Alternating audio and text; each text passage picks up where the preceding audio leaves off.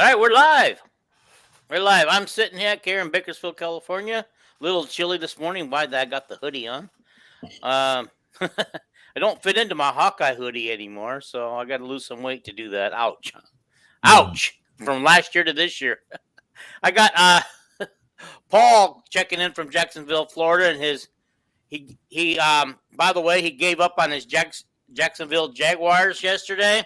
I'm the one that tell him to calm down. The Raiders would come through for him, and the Raiders did. Nice. Good job, Jags. That's been the MO for the Raiders all year. Jump out front big early and then just sit back and let the other team come back and win. Okay, and we got Coach Hack will be on here in just a couple minutes. He's having some internet issues, but he'll be here with us in a minute. Paul, do you want to go ahead and talk about our Sensi special that's going on with Terry this morning? Absolutely. So as you guys can see, we've got the link here at the bottom of the screen for Terry's Sensi page. There are some really great new holiday warmers out. The holiday scents are out. And there's some specials and clearance stuff on there as well. So there's some really great deals. This is a great time to take advantage of getting the scents and smells and cleaners and products that, again, you guys are already buying this stuff, whether you're getting Tide or burning Yankee candles or whatever it is that you're doing, I guarantee you, in your home, you have these same products that you could be getting from Terry, from her Sensi page, only not as good. So this stuff is a better quality than the stuff you're getting from Walmart or Target or the whatever big box people who don't need any more of your money, who make you go there and check out yourself, right? So they're putting you to work and not even paying you for it. Check out Terry's Sensi page. Check out these amazing deals, the special holiday Christmas time products. I'm telling you, and again, we do this every show. We have the stuff. Dean has the stuff. Coach Hack has the stuff. We are customers. We stand by the products. They are amazing. Check it out. Check out the link. Not just because Terry is helping us out, but seriously, because the stuff makes for amazing gifts. It makes for great products for your own home. We really do stand by it, and we wouldn't do it if we didn't, because we have integrity. Okay, well, that's good. I was kind of hoping Coach Hack would be on by now. I didn't really want to get into the meat of the show until he got here. Well, you know what? If we're going to delay, tonight is doubleheader. We got Hawkeye men's hoops, Hawkeye women's hoops. Are we allowed to differentiate? Is that okay still? Yeah, that's okay. Okay, all right. I guess we're not supposed to call them the Lady Hawks, right? Yeah, they used to call them the Hawkettes. Yeah, but I guess we can't do that anymore. So no. But the Iowa women basketball team plays about 8 p.m. your time tonight or something like that. Well, wait a minute. I believe you left out a top 5 designator in there, Dean. I believe the Iowa women's basketball team is top 5 in the nation. Are they not? They are. How exciting are they going to be to watch? And what's really cool is they picked up a point guard from Central Michigan to help give Caitlin a little bit of rest. So Caitlin doesn't do all of those turnovers that she's known for. Caitlin has a lot of assists, scores a lot of points, but she also turns the ball over a lot. And maybe if she gets a couple of minutes on the bench and this Molly girl comes in and she can score like Caitlin can, and so we won't miss out on the scoring and stuff. And should be exciting. I'm really excited. The sad part about it is you got to have BTN Plus to watch that game tonight, and you have to have ESPNU to watch the Iowa game tonight. The men's play. And by the way, the team Iowa's playing tonight, Bethune-Cookman. It is a HBCU, historically black college and university, from Daytona Beach. The campus is probably about an hour from where I live. And matter of fact, the Jaguars used to have a football player that played at Bethune-Cookman. His name was Rasheed Mathis. I played high school football with him. So pretty cool. A little bit of ties there to Bethune-Cookman. I'm a little too pale to, get in there or anything, but we won't go there. I'm not even going to touch that one. But they do have a really, really good band. It's unfortunate they probably won't bring their band up to Carver tonight. But anyway, I think it's pretty neat. Yeah. You want what is the time? Is the tip off tonight on the men's game? They go first. I want to say 7 Eastern. To 7 Eastern? Darn, I'm going to miss the whole game. Yeah, me too. I'm DVRing it, but I'll be at work until 10 Eastern. Well, that's a good idea. I can DVR ESPNU. I cannot get in. I can't figure out. I thought Big Ten Plus actually replayed the game or recorded the games and put them up there for you to watch later. But both the men and the women, I was not able to watch a complete game in person. So I tried to go back, and neither game was put back up there to watch. I'm able to see it on my app. Yeah, the BTN Plus. I was able to go ahead and watch the both the men and the women basketball games. So you were. Was it like the day after, a couple days later, or what was it? You can still watch it. It's still there. I wonder why on my app it's not there. Anyway, here Coach Hack is coming aboard. All right. Guys, join Coach Hack from Omaha, the city across the river. Coach, we didn't want to get into the meat of the show, so we were talking about men and women's hoop that are going to be on TV tonight to open up the season officially. So that's where we're at. So now we can start the meat of the program. Okay. Yeah. We talked hoops. We talked Sensi. And let everybody say hi to Terry. Hi, Terry.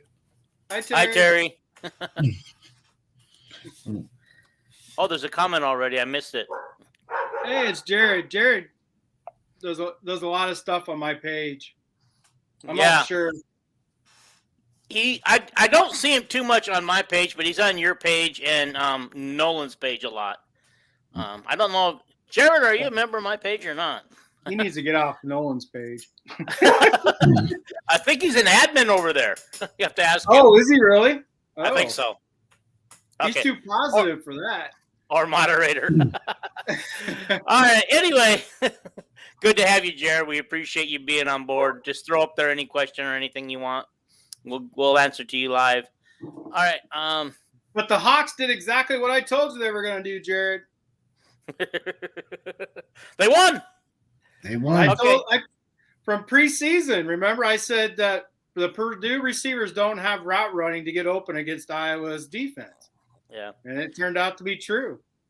Well, I got to tell you, I mean, what was their game plan? Just to let Charlie get his and cover everybody else? Because, man, it looked like nobody else was getting any targets, I think. And Charlie was getting them all. I think he had like 19 targets or something. Yeah, that's why Purdue loses. I mean, there was open receivers, but he just kept throwing it to cover Charlie, right? There was other receivers that were that Sheffield number 8. He was open a lot, and but he wouldn't throw it to him.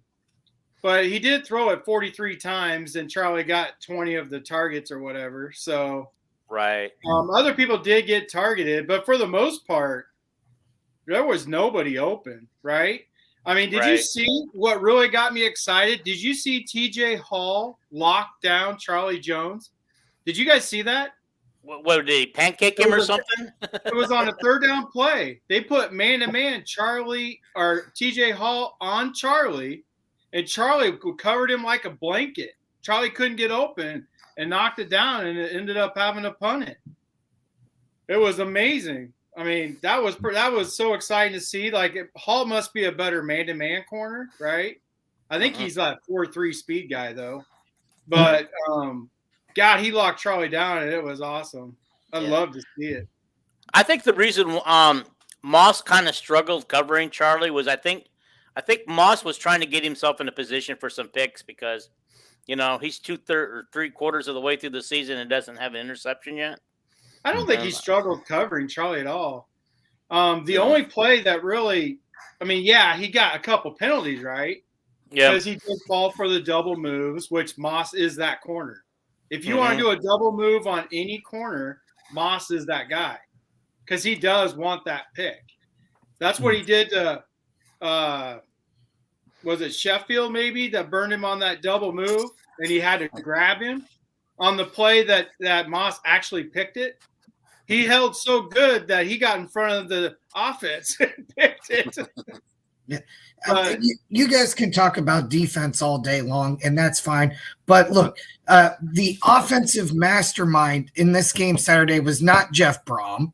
It was not Jeff Brom's brother. It was Brian Ferentz, okay? It was Brian Ferentz. And, who was the all Big Ten quarterback playing in the game? It was Spencer Petras, okay? I just want to put that out there because, the reason the defense was able to play so good, they were able to play with a lead. And, the wind was blowing for both teams.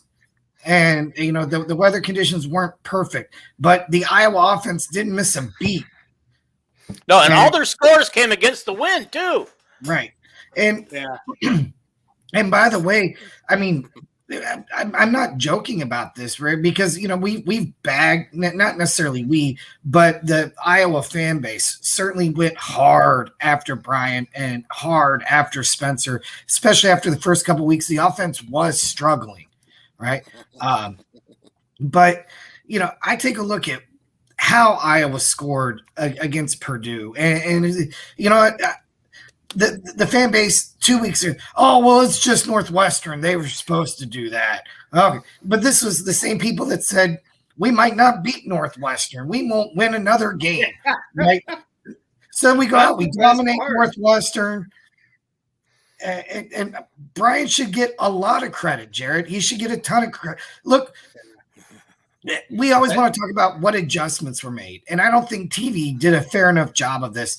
Purdue, knowing that they don't have a Carl Loftus, I think their other decent pass rusher from this year was out as well. So what did they do? They said, look, we're going to make Spencer beat us. They were sending blitzes. That touchdown pass to Raggiani, Reganey, I can't say it. It doesn't matter. They were coming with a blitz. Spencer read the blitz. We picked it up just long enough. We hit the hot route. And Nico's off to the races. Would have been a horse collar tackle if the defender could have held on. Look, it was an amazing adjustment. It was a side adjustment, I think. At the line of scrimmage, we realized it was hot. It was such a well executed. It was the easy pass that Spencer definitely missed early in the year. But look, This is Iowa clicking right now. And it's not just the opponent. It's not. Because you know what? Purdue's not an FCS team. Purdue's not, they're not Northwestern bad on defense. They were 43rd in the country. They weren't 99th. They were 43rd, right? Right. And they've held their own. They were 5-3. They're 5-4 now, just like Iowa. But that's what's hilarious is all these Iowa fans. I don't want to get into that kind of a rant, but I'll just say is how they pick Iowa to lose, but then when they win, the other team's bad. Right. But I do want to piggyback since we're going to go to offense first. You just completely flipped the script on us. Sorry. But I do. I could tell you were antsy about the offense, so let's go there. I want to add on to what you were saying, Paul. This is what I've been saying all year, and what you just said, exactly what we said in the preseason show, is they don't have Carl Loftus, and their defense wasn't going to be able to just destroy our tackles like they did last year, right? And that's exactly what happened. But they also didn't give the defensive ends the same freedom they did last year. So even with Carl Loftus there, I don't know if it would have made a huge difference. It would have made a difference because he's an animal, right? But they did not give the defensive ends a chance to get around the outside like they did last year, right? Those are some of the adjustments that we're seeing. It's just not all But I do want to I'm going to get on a rant about that. But what you're saying about Petrus is really where I want to go. This is what I've been saying all year. Did you see that play to Regini?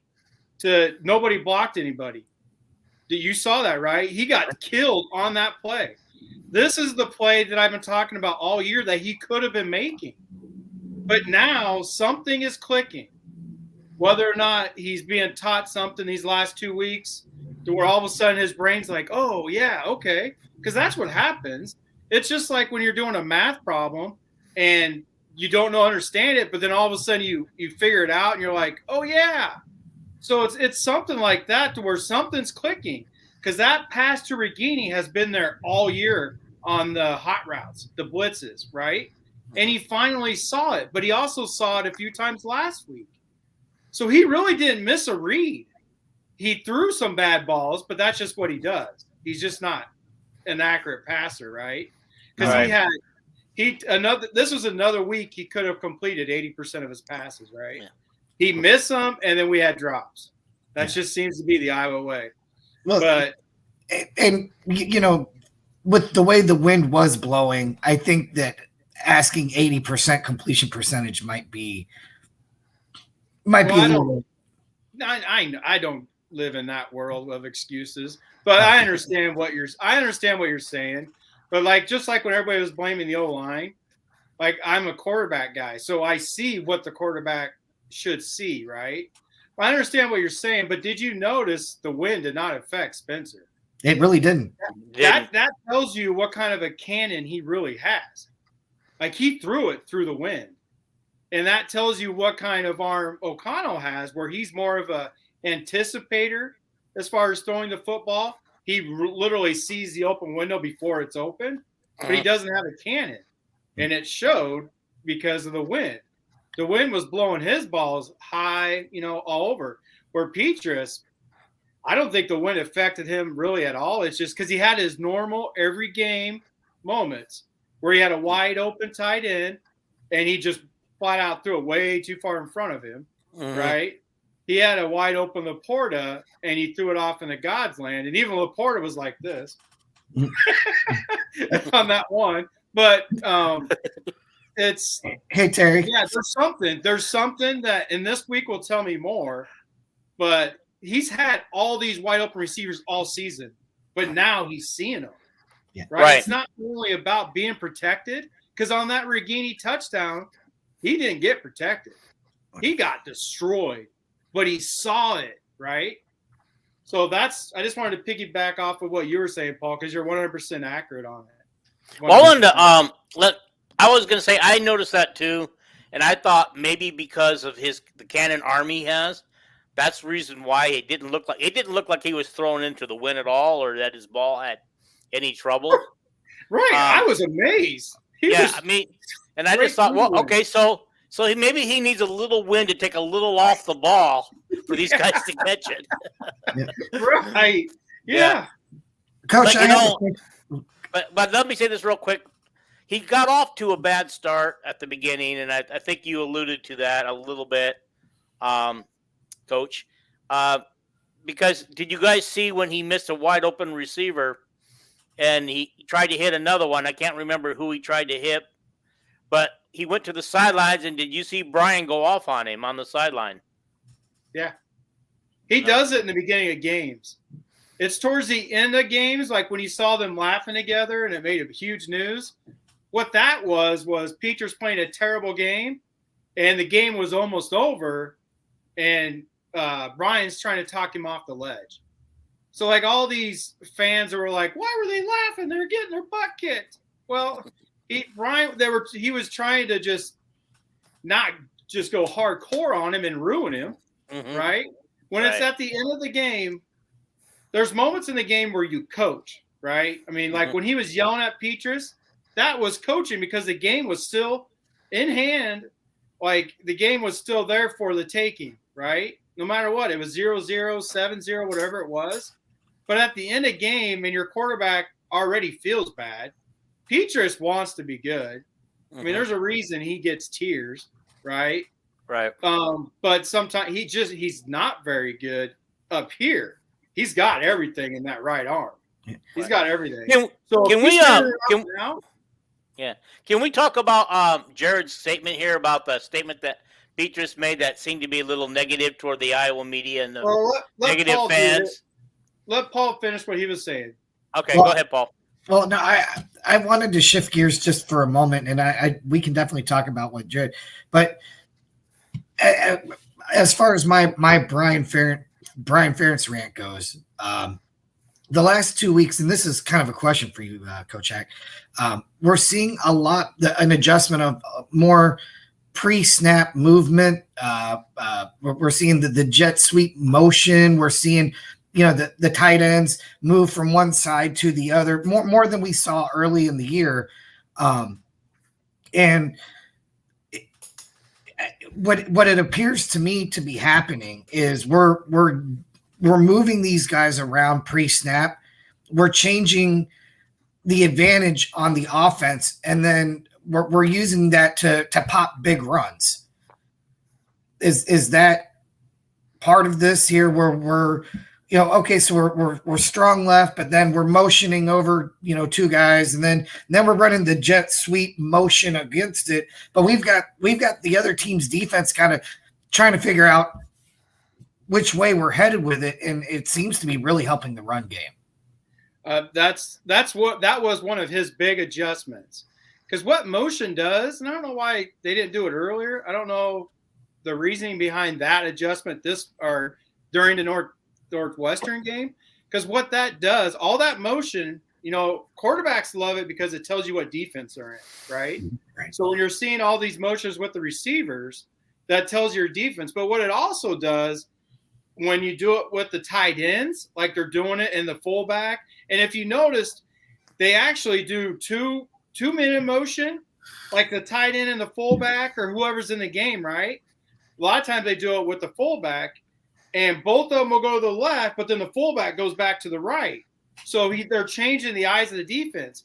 What that does, and another reason why the offensive line is blocking better, it changes the angles of the blocks. That helps the offensive line as well. It gives the offensive line better angles to reach their blocks, right? So this is what they did in 2019. Mm-hmm. So I don't know why it went away. Like maybe Petrus couldn't quite figure out. This is the part that what people don't understand about Iowa's offense is all that stuff, right? And maybe Petrus couldn't get it down, because they literally did this a lot back when they had Fant and they had Hawkinson, and they had another fullback. I can't remember his name, but he was really good too. But they did this a lot back then, and then they stopped. But then this week, or against Northwestern, they brought it back. So could it have been this injury situation? No KJ. We were missing Nico early. We didn't have the guys, and so you have a lot of pre-snap movement parts, and you've got to get guys in the right spot. They have to, you have to understand as far as being set before you snap the football, and there's a lot of real intricacies to this that we're now finally getting to see, because we've gotten some of our guys back, guys who know where they're supposed to go and that kind of thing. Is there anything to that? Well, yes. I was just going to say, it's because you have so many motions with the wide receivers. Like Bruce gets wore out just doing motions, right? Running 50 yards every single play. So that could be a part of the motion part, because it is doing you're still burning energy doing that. And when you don't have very many wide receivers, you don't want to wear them out doing motions. So, and it's usually, before it was really just Bruce doing all that stuff. But now I love it, because with the tight ends and even the fullback, they're bringing all that 2019 stuff back that helped Nate Stanley throw for almost 3,000 yards, right? He threw for 2,951, and it's because he knew the defense, right? We had 4 wide receivers with 40 catches. Tracy had 36 catches as a true freshman, or 34, something like that, right? So, this motion is 100% helps the quarterback. But the quarterback has to know, because you have to be patient because you got to, okay, when you have all those motions, you literally have to make sure you know what's going on because everybody has to be set, right?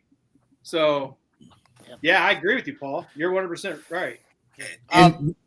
Let's want to bring up Bruce real quick. Okay, first of all, he failed on the jet sweep, and it looked like he was only used as a running back this week and not out for any targets. Did I miss something? Was he out there running routes? Yes, he was doing everything. Yeah. Okay. He is literally the Swiss Army knife that Tracy wanted to be, right? Remember when Tracy used that? Or maybe it was his brother that used that? Bruce was doing everything. And he was doing everything against Illinois. Like, they've been trying to bring him in. Remember, he was the one – if Petras gives him that handoff against Illinois, Iowa beats Illinois. Remember that play? Right. It was wide open. Nobody outside, but he does the shovel pass to the tight end instead. Right? And Brian said that was on Petras. That was 100% a replay. So, yeah. So Bruce was doing everything. But let's get to what Jared said, what you were going to say. Okay, well, of course, we've all seen that statement, and and I applaud him for I don't have any problem with him making that statement. I don't either. I don't. I think he needed to for all the heat he took, but boy, I'll tell you, on at least one of the websites, one of the groups, the comments that followed were all negative. Like, he needed to grow up and be mature. He shouldn't have made the statement. But somebody else in that thread made a comment. Well, maybe it's the fans that need to grow up and be mature. They were the ones that immature making comments against Petras to begin with. So, what do you guys' take on that? I was, for one, I'm glad that he did it. I'm Go ahead, Paul. Well, so my thought on this is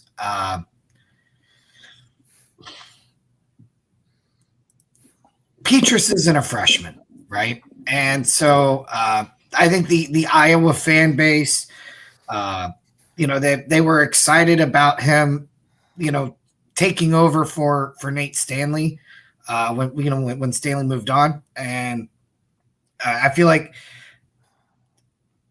I got made fun of for that. The the fan base as a whole.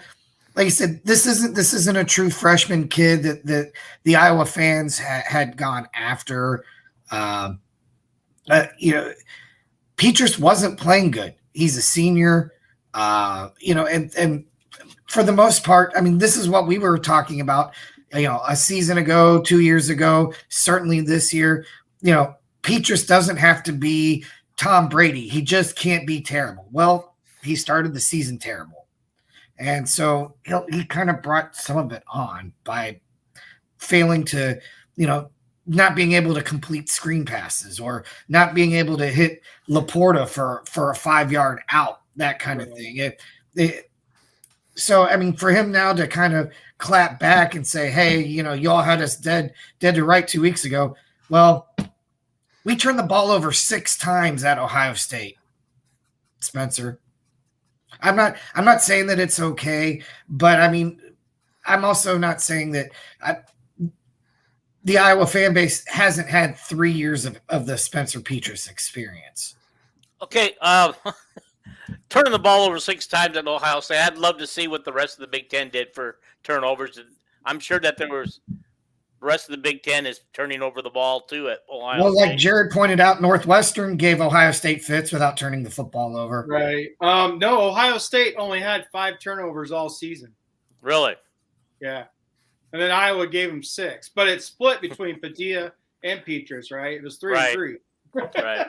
But my take on that is I love Petras doing it. But what Petras is saying, and it's my point, but I'm taking it from a coach's view, is they're not dead in the water when there's still season left and you left the toughest part of your schedule, right? Mm. Everybody was all over him, but they were playing tough defenses.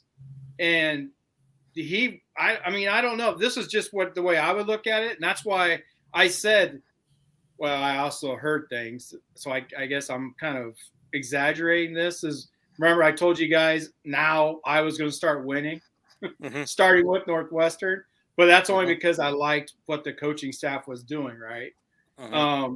That changed everything for me. And we're seeing what I thought was going to happen from the beginning of the year, right? But they weren't dead in the water because they still put up more yards against Michigan than Penn State did. If you go back and look at Iowa's offense, they still did better against Illinois than Wisconsin did.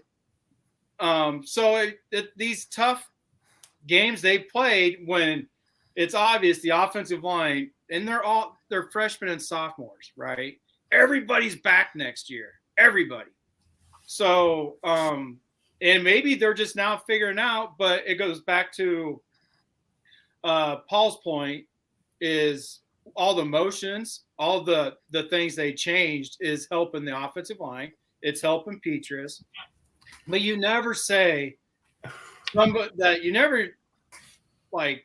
never just say the season's over, you're dead in the water, like he said. A lot of fans were saying that, though. No. You're right, and they will. Even if Iowa goes on and wins the Big Ten championship, they're still going to say crap. They're still going to want Brian gone. They're still going to want Kirk gone. It doesn't matter what. Some fans are just not happy unless Iowa loses. I know it. And it's just like because they came out, like you said, they said Iowa's dead in the water. They're not going to win another game this year. So when Iowa actually wins, they get mad because their prediction went out the window. So now they're going to come and start being all negative. Think about, like, I have so much stuff saved, but think about all the fans that were calling us delusional or me delusional. I don't know if you guys got called that. I got called that. For saying Iowa was going to beat Northwestern. I shared that with you guys yesterday, and he hasn't even came back. Think about all these fans that were calling me delusional, saying I was going to get their butt kicked to Purdue. Well, now Purdue's not very good, right? So, yeah, some fans just aren't happy. They don't understand the game. A lot of them don't. Obviously, some fans do. Coach, I don't know how much you can comment on this, and I don't want to put you in a weird position. So just if you can't really say much, you don't have to. I feel like the last couple of weeks, this offense reminds me a little bit of Wisconsin offenses, right? We're seeing that jet sweep motion without actually running the jet sweep, the pre-snap motions. These are things that I recall seeing over the last few years. Can you comment? Is there perhaps an influence from within inside the coaching staff that is that we're seeing some different things? Yes. Okay. Yes. That's all I'm gonna say. And so Hawkeye fans, you guys read into that what you want. Yeah. No, you can literally go back and watch 2018, 2017 Wisconsin, 2019 Wisconsin. Go back and watch some of their games and then watch Iowa. You're on to something, Paul. That's all I'm gonna say. You're on to something. Okay, so as we know, we can cover this when we do the Wisconsin show. But as you know, Brian has a tendency to overthink and outcoach himself during the Wisconsin, and maybe goes too conservative sometimes. But we'll get back to that. I wanted to go back on something when you guys were talking about the jet sweep. Does it seem to you guys like the jet sweep is not working this year? I think it's working fine. I think it's doing exactly what it's supposed to do, from a standpoint that we're making defenses defend sideline to sideline with it. We're getting their eyes moving over here, over there, and what that's allowing us to do is all of a sudden, like we talked about, we're gaining advantages in the box because we've got defenders, maybe a half step out of place, worrying about making sure Bruce it doesn't get to the edge. So now all of a sudden, what was a small crease is actually a hole for KJ. And so we're starting to see kind of the benefits of the pre-snap motion and movements and getting defenders out of their run fit lanes. But By the way, we have 2 KJs on the team, even though one's not playing right now. So can we say I called the other one and KEJ? We'll I call call it the other one Caden. I go KJ and Caden. Okay. But no, are you talking about the fly sweeps? Is that what you said? Just to get my brain back. Well, it's a sweep, I think, where Arlen Bruce lost 2 or 3 yards on that play. That one was on Bruce. He lost his footing, but there was a huge hole if he just cut. See, the thing with the fly sweep is I don't know if it's being taught right or what, but you remember Gordon, the running back for Wisconsin? Yep. Okay, do you remember him before he became the running back? Like, he was the fly sweep guy at Wisconsin. He went for 200 yards rushing on the fly sweep. What you have to do on the fly sweep is take your first hole that you see. There was a huge hole that once Bruce got the ball, he could have cut inside and just took off. But he keeps trying to go outside. That's not how you run a fly sweep. Now, it's designed that way, but you have to take that first hole that you see. Yeah, right. You can just keep going. If you keep going outside, you're either going to run into the guy who had outside contain, which is what happened on that play, what you're talking about, or defense is just going to keep flowing with you, right? So you have to take that first hole, and Bruce struggles at that, but Bruce is still running it very good. Okay. He's also a true sophomore. So right. But he's still getting his. If you remember last week, didn't he have 30-some yards rushing on 2 carries? He had that 20, he had that 23-yard touchdown run on the fly sweep. So and it's doing what it's supposed to do. Even if it loses 3 yards, the defense knows you could give it to him. So they can't not take that into account, right? Which opens up easier blocking lanes, right? When you give it to a Caden, going the opposite direction or whatever, because the defense is still going to go with Bruce a little bit. They're still going to have eyes. It's all about getting the defensive eyes out of position. Like Paul was saying with all the motions, all that is to get the defense's eyes moving. You have to give it to them to keep the defense honest. If you don't give it to Bruce, regardless, the defense is going to start ignoring it. Then what's the point of even wasting the energy? Right. I guess that's been on that sweep all year. It's been my critic, is because when you look at the replay, there always is a hole that they could take early, but for some reason, like you said, they seem to be taught to get to the outside as quick as they can before they turn it up. I think they need to be taught to take the first hole. Like, I don't know exactly what they're teaching on that, because Regini, when he does it, you remember his fly sweep? That thing worked to perfection. I think wasn't that against Purdue just last week? It might have been on that. I'm having trouble remembering. The very first touchdown drive, they did a fly sweep to him, I think, and he went for 12 yards or whatever. Yeah, we got some comments, fellas. Yeah, Casey, I got that as we're going to discuss that when we talk about the West Division. I want you to keep your ears posted when we get there, but we will talk about that. Casey, Illinois could lose to Purdue too. Yeah, for real. Purdue is not a bad team just because Iowa beat them. And I'm not saying that's what you're saying. I'm just saying Purdue is still a good team. And once the quarterback figures it out and stops throwing it to Charlie every play, they're going to be really good, right? I mean, all you got to do is cover Charlie because he won't look at anybody else. Right. Well, I think we got to give special kudos to Michigan State for beating Illinois, because now they set it up to where we can get Purdue to beat them. And we're almost assuredly Michigan will beat them the following week. Yeah, and Northwestern, you just never know. They could beat anybody. Northwestern could beat anybody because that's just what they'll surprise somebody, right? Right. And it'll be just an upset that everybody's gonna be like, "Oh my gosh, I can't believe they did it!" Right? Well, the way Ohio State not a given either. No, way Northwestern handled Ohio State Saturday. I got to give kudos for them not quitting on the season. They could have easily quit, and that score could have been 60-0 or something. Right. You know. So we're hanging our hopes on some Fitz magic. Yes, for real. But I don't think we're going to need Fitzmagic. I think we're going to be all right. I think if we can get Purdue to do their job next week, and I know Michigan will probably get them. You know, I hate to say that and take it for granted that Michigan's got that game wrapped up, but Illinois' defense is so tough. I just, I don't know. Maybe Michigan struggles against the defense the way they struggled against ours. And I want to go on record right now saying that if Iowa makes the Big Ten title game and Michigan meets it, we beat Michigan this time. You heard it here first.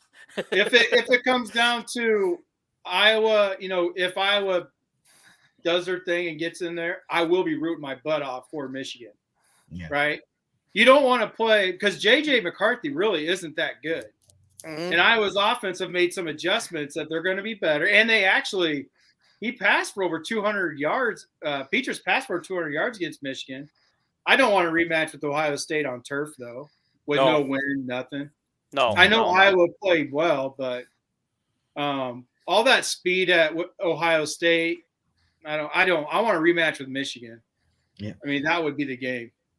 If Iowa does get to Indianapolis, I sure hope we send a couple of tickets to Tyrone Tracy and Charlie. Yeah, and to Charlie, yeah. but mostly Tyrone. What is Purdue's schedule like? Because they're also can still win this. Who? What's Purdue's schedule look like for the rest of the season? Oh no, we were discussing Illinois. Sorry. Yeah. They got Indiana, obviously Illinois.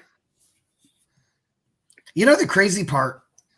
I used to remember this stuff. Outside of like Nebraska and Northwestern, like every fan base that does one of these pods or whatever, they're all having the same conversation right now. Oh, Purdue has Northwestern. So Indiana, Northwestern, and jeez. So Purdue could win out pretty easily if they beat Illinois. They beat Illinois. So we hold the tiebreaker. Bingo. Yeah. The key is we hold the tiebreaker because Purdue's probably going to win their last two unless Fitzmagic gets them, right? Right. Unless something happens. No, it's just like guys. I'm a Purdue fan. I'm a Purdue fan this week. I'm a Purdue fan. Same here. We need Purdue. We need Purdue. Win out. I'll be picking against Purdue this week and for the rest of the season. Let Purdue finish 8-4. Iowa finishes 8-4, right? And Iowa gets the tiebreaker. Well, as long as there's not another team that finishes too as well with the same record. Right. Because doesn't the tiebreaker go to somebody else? Like it goes in a different. It's not the head-to-head. If three teams finish 6-3, the tiebreaker is going to be something else. Right? So who's the best team in the West right now? In division. The best record inside the division gets the nod. I'm not worried. Regardless of record, who's the best team in the division right now? Illinois. I would say it'd be Illinois or Iowa. I would go to Iowa because of Illinois got beat by Michigan State. And I know Illinois beat Iowa, but they beat Iowa 9-6 at night, at home. And nobody has beat Purdue the way Iowa did. Nobody has just demolished Purdue the way Iowa did. It's Illinois because they did beat Iowa in the head-to-head, so you can't be silly. That would be silly of me to say. But who's playing better? I don't know a team playing better than Iowa right now. Might be Minnesota. They struggle with Nebraska.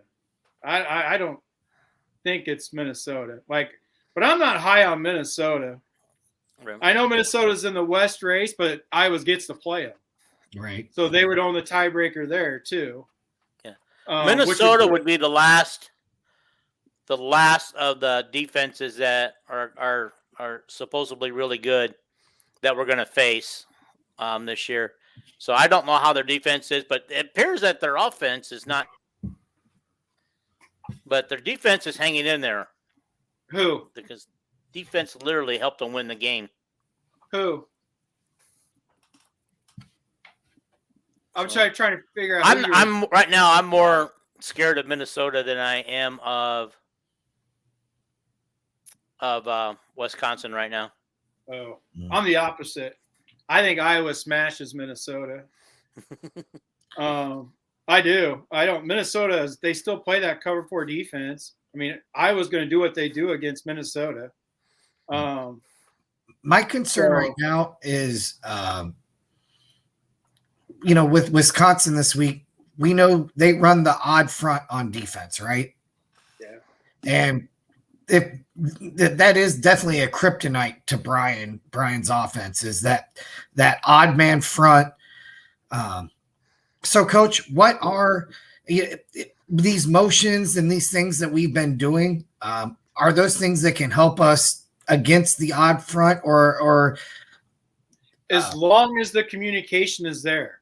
Okay. It's going to do the same thing. It's going to open up blocking lanes. You're going to have better angles to get to them, right?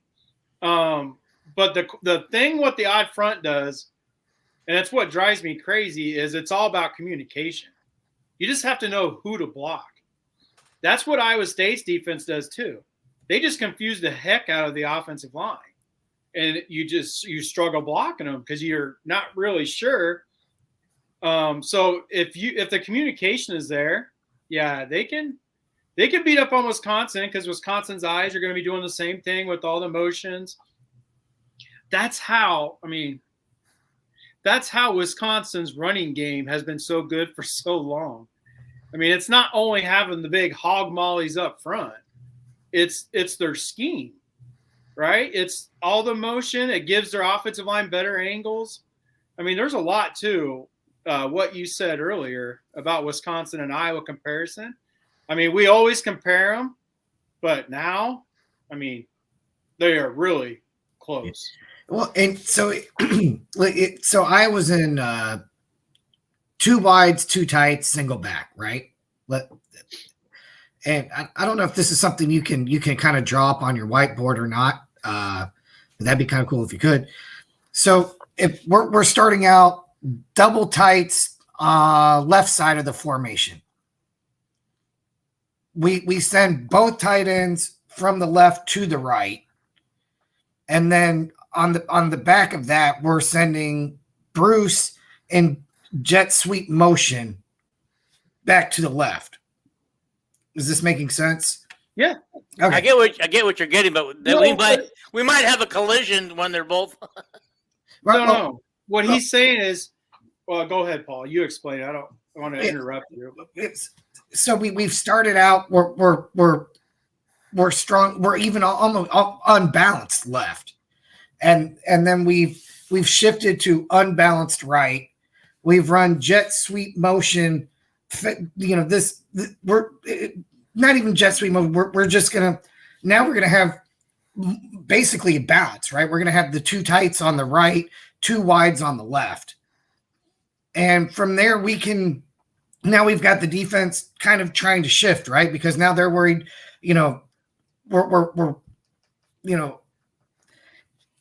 and all we need is one guy out of position just a little bit. And, again, a half step out of position, one guy trying to, oh, crap, there's 2 tights over here, a linebacker, who has the receiver that's moved over here. We've created some type of confusion. Next thing you know, that's where, we're going to pop off a big run. Or maybe we can get, Reganey running uncovered because there's some type of defensive confusion. Is that kind of what's going on here? Yeah. I mean, that took a long time to get there, but yeah. What I'll do is Friday, because there is one play I'm thinking of exactly what you just said. It was like you're describing one play that they actually ran, right? I could do a video, or I can have a TV behind me, and I can actually show you that play with exactly what you're talking about. Or next time, it's up to you guys what you want, but I can draw it on the whiteboard if you want on the next video, because right now I got other stuff on the whiteboard. Yeah, that sounds good. By the way, I'm going to be, because of surgery on Thursday, I will not be able to do the show on Friday, and we were trying to figure out the best way to handle this, and we thought maybe we could go Wednesday if you're up to it, We could go later in the day if you want to. That'd actually be better for me because I'll be getting a new brain on Friday. So okay, perfect. Yeah.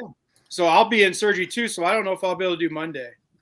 Well, yeah, I don't know about Monday yet either. I'm supposed to be on 5 days laid up, so we'll see how that will works. But Friday was going to be probably my last show. I don't know for a week or so. okay. I suppose. Right. Plan on Wednesday. We'll talk off air. We'll talk about the time. Okay. What happened with our picks? Okay. Yeah, we got to get to. I mean, he just cut us off. We're talking Iowa football here, Paul, and he just said, "Okay, that sounds good. All right, now I'm having knee surgery." Oh no! The only thing I apologize that you just gave me a segue when you talked about the show on Friday. And okay, so yeah, Wednesday would be great. And then do you want me to do a whiteboard or do you want me to have a TV and show the play? Can you do both? Like, can you have it drawn up on the whiteboard and then, okay, let's see this in action. Yeah. This is what it looks like. Yeah. Go ahead and make sure you put that in the comments so maybe more people will want to see. Like when you say we're talking Iowa football, but make sure you add that. I want no part of Kansas, Jared. None. Zero. They have Brad Banks. Are you kidding me? Oh, but he's not playing. Oh. But the backup quarterback, he looks good too, though. But I don't know if Kansas' offensive line could handle Iowa's defensive line, right? But yeah, their quarterbacks are, they're pretty good. They got Brad Banks Jr., Jared. Go watch. I don't know how many Kansas games you watch, but Paul's right. Even if Iowa finishes 8-4, I don't see Iowa's probably maybe a fifth or sixth pick in a bowl game this year. Well, so I'm not sure where that goes, but it will be great for Iowa. The Big Ten championship game. Yeah, right. Yeah, that would be good if Iowa makes the Big Ten championship game. That's great. But the loser of that Big Ten championship game can't fall past the Outback or what used to be the Outback. Right. Game. My question is if that scenario, could both Ohio State and Michigan still make the playoffs? Because they both would be one loss under this scenario. It would depend on It would depend on a lot of other scenarios as far as undefeated teams. Is TCU still undefeated? TCU is still undefeated. TCU would get it ahead of a one-loss Michigan or Ohio State, right? Because they played each other. So there's that, right? So that just will take them out. It'll just depend on what all else happens across the country, right? And I think Alabama and Clemson have both played themselves out of the playoffs now. Yeah, they have. Alabama's done. Hey, shut your mouth. When Alabama beats Georgia in the SEC championship game, we're going to have two SEC teams in. It doesn't matter that Alabama's probably going to lose at Ole Miss this week, right? It's going to be 3-loss Bama in the playoffs because they're Bama. Well, the funny part is Bama may not even make the championship game. If they lose this week, Ole Miss is in the championship game. That's going to be the other excuse then, right? So now somebody ahead of them loses, but there's Bama sitting right there at 5 with 3 losses. Put them in. You guys do remember there was a few years ago where Bama did not make the championship game and still made the playoffs, right? That's right. Yep. Because it's not a tournament, it's an invitational. And Bama has an invitation. All right, let's go to our picks, okay? Actually, I'm throwing out the Georgia Tennessee game because I forgot to get Paul's pick. So what? I'm throwing it out. We both lost it anyway. So why would you want it in there? Oh, I picked Tennessee. Yes. Oh wow, I was dumb. Wait a minute. I take that back. I have Georgia winning the national title. Yeah, we both picked Tennessee. We both picked Georgia. But I was still throwing it out because it wasn't fair to Paul since I didn't get his pick. No, that's fine, but don't tell me I picked Tennessee when I have Georgia. Nope. I was wrong. I was wrong. Okay. All right. So, Jason, you again a good week for you. You went 6-1 again. No way. I'm surprised. Your own loss came because we all lost the Illinois game. Yeah, I knew I lost that one. I wouldn't pick against Illinois no matter what. So that would just not be logical. Yeah. So you and I had picked identical picks, so I also lost Illinois for 6-1. Wait, before we move on from that, I just want to make a quick point on this Michigan State, Illinois. Okay. And that is, I'm not trying to drudge up old feelings or whatever, but I think it was the 2015 Iowa team that had gone undefeated, and the national media and the pundits say, Iowa didn't play anybody. This is what people talk about when they say it's damn hard to go undefeated. It's damn hard to, nobody saw this coming. This is a great representation of how tough it is to, and so anyway, that's just a little rant about, Oh, it is. No matter who you play. Yeah. And if you're playing Big Ten teams, right? Yeah. I mean, if you're a Big Ten team playing Ball State every week, yeah, you might be able to go undefeated, right? But it's hard, especially when you play each other. The Big Ten knows each other, right? Right. So you're right, Paul. Oh, and TCU is in my top 4, Jared. Absolutely. If you're interested in my top 4, Jared, I will. I could share it on my page if you want. My top 4 would be Georgia, Michigan, Ohio State, and TCU. Same. Yeah, right now. Yeah. That's where we're at. Until Ohio State and Michigan play each other, that's exactly where we're at. Yeah, but then you go to a bunch of one-loss teams after that. Okay, Paul, I know you went 4-3 because you also lost the Illinois game. You picked Maryland to beat Wisconsin, which didn't happen, and I don't know. Should we give you the Purdue game or not? Because you changed your mind after you picked Iowa and went with Purdue. Yeah, give him Purdue. He has to go against us, though, because he's behind. He can't copy us. I know, that's true. Well, no, I mean, I picked Purdue to win, because reverse psychology. It was reverse psychology, yes. Yes. Boiler up, baby. Okay, so you really have Iowa. You're 4-3 or 5-2. I will take your generosity, fellas. Right. Okay. Here's the problem, guys. This morning I was cleaning off my desk and getting rid of the papers from the last show. I shredded the other paper that had our grand totals on it. So I don't remember what our grand totals are for the season. Be safe driving, Jared. Yeah. Be safe out there, Jared. Oh yeah. Okay, so yeah, we're wrapping this up anyway. So so what's our total? I don't have a total for you. I'm gonna have to go back to the previous tape and find out. What kind of host are you? I told you. I shredded the paper that had it on there by accident. As soon as it hit the shredder, I tried to pull it out and I couldn't. You're just all right. trying So what we're gonna need is some tape. This be your project this afternoon, Dean. We're gonna need you taping shreds together. Okay. Well, yeah, I will say this. I am still one game behind Paul.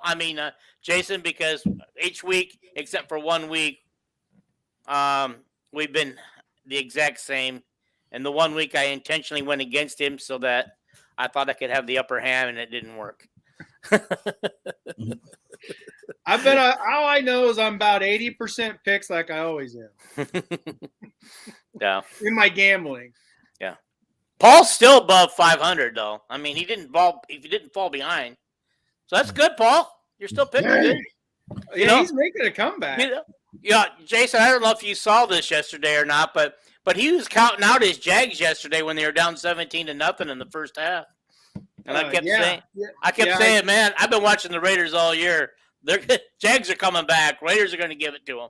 No, I saw it, but it was funny at the time because he said, you asked him a question. He's like, well, I don't know. All I know is the Jags suck or something like that. Oh, I think you asked what was the score. Like, what's the score? I'm like, the score is the Jags suck. Yeah, that's it. Yeah, that's what it was. Oh yeah. Okay. No, but that's been the Raiders' MO all year. They've been jumping out hard on teams, and so the Raider fans have learned not to get too excited now when the Raiders get out front. Yeah, Okay. it's too bad for them. Yeah. They got some good talent. Yeah. I'm excited about Minnesota though. They might be a Super Bowl legit team. Did you see? Although they'd have to find a way in order to get the Super Bowl. They'd have to find a way to get past. Did the you? Eagles. Did you see Hawk? I don't get that game out here. I saw the highlights that you posted though. He had 9 catches. Did he really? Yeah. Wow. And that was his first game, first week there. They realized that just tell him what to do and he'll get open. Yeah, his very first game, only at 1 week of practice, he gets 9 catches, and I want to say 80 yards. Right. Well, I think that was the best move that they made, getting him out of Detroit, because all that talent being wasted on a team that refuses to do what it needs to win. Yeah, that might be a Super Bowl winning pickup. Yeah, because they didn't have Hawkinson when they played Eagles before. But either way, to get to the Super Bowl, you got to go through the Eagles. Well, maybe. Right. Yeah, maybe. No, you do. You're right. I that's one guy that I was completely wrong about.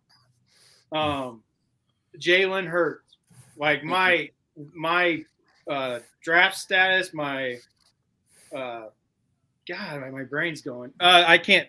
My whatever I did, I can't think of the word I'm trying to find, but I was wrong about him. Evaluation, that's the word. My evaluation of that guy is way off. God, he can play, and I didn't see it coming. Did any of you guys see this coming for him? Not right away. Maybe a couple of years down the road. Because at Oklahoma, all he did was really run, right? He ran a ton and he threw the ball a lot, but if they needed yards, he would just take off and run. So, but anyway, all right. Since we don't have our total picks. Yeah. All right, guys. Let's get out of here. I'll let everybody know we will have a show on Wednesday. It's a rare. 2 of us are going to be in surgery this weekend and don't know about Monday. That's Monday. Funny. Monday sounds like it's out already. Yeah, Paul's going to have to take over by himself. There you go, Paul. Can you handle it? I'm doing it topless. You're going to get real views now. That's right. He's going to get the most views. Yeah. All righty. We'll just talk about it. Okay. But go Hawks. Go Hawks. And go Bye, Hawks. Terry.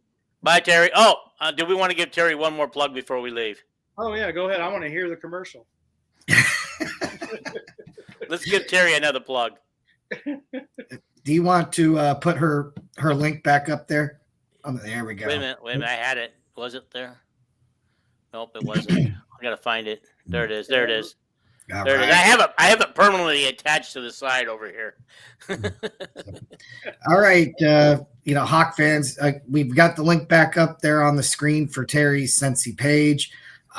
You do want to make sure and do the whole thing, https://tarek.sensi.us. Check it out. They're running, some amazing holiday specials. There's some great stuff in the clearance section right now. Holiday scents, holiday warmers, all the different products. There's stuff for pets, stuff for your clothes, stuff for you, stuff for the house. Check it out. There's a very large catalog of products and different things that you can get into. They all make you or your home smell better. So check out, Terry's Sensi page. Support a great Hawk fan and help support us in the process. So thank you so much. Thank you, guys. Perfect. Bye, Terry. Bye. Go Hawks. Go Hawks. That was terrible. Roll.